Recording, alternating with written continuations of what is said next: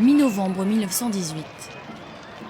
Les troupes françaises pénètrent sur le territoire des provinces perdues, l'Alsace et la Moselle, et partout, ce sont les mêmes scènes de liesse.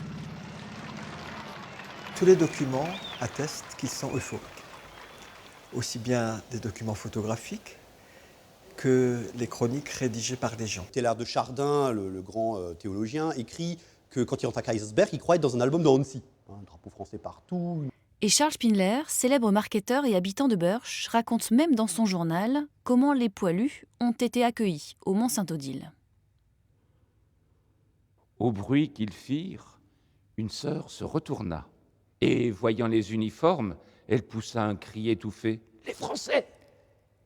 Aussitôt, ses compagnes de se lever d'un bond, et, oubliant leur dévotion, de saluer leur libérateur d'un vibrant « Vive la France !»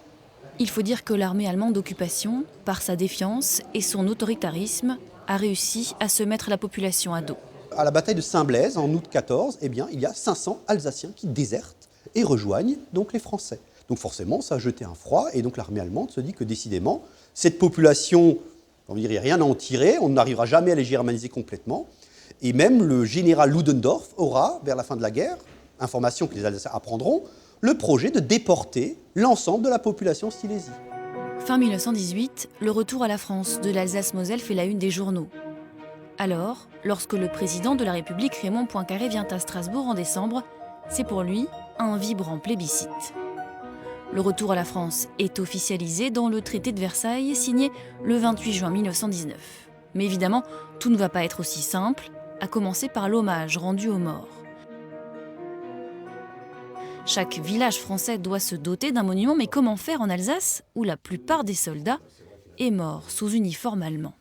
Là, on ne va pas retrouver de poilus, ni aucune référence, évidemment, à l'uniforme allemand.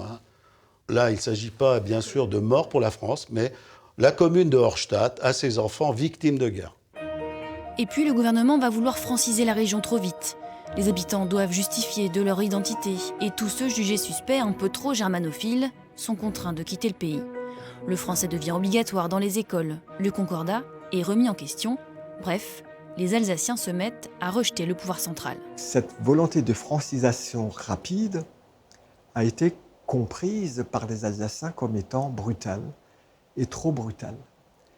Et à partir de ce moment-là, arrive ce qui se passe peut-être avec un anachronisme dans certains pays de l'Est qui ont connu la chute du mur de Berlin, où tout à coup vous trouvez des nostalgiques de l'époque communiste.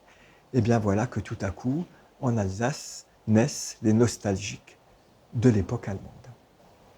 Le gouvernement français renoncera tout de même à gommer les spécificités alsaciennes en inscrivant le droit local dans la loi en 1924.